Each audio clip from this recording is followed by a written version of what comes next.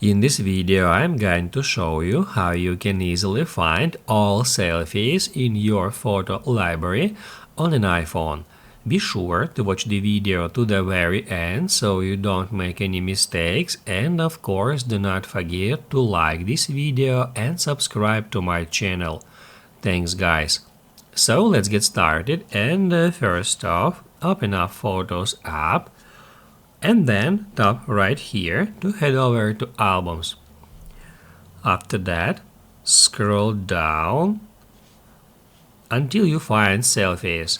That is an automatically generated album which contains all the selfies from your camera roll. We can easily get into it by tapping on it, and that's where we can find all the selfies from our photo library. Then we can zoom in or zoom out to make it easier to search for a selfie we are looking for. If this video helped you out, don't forget to hit the like button.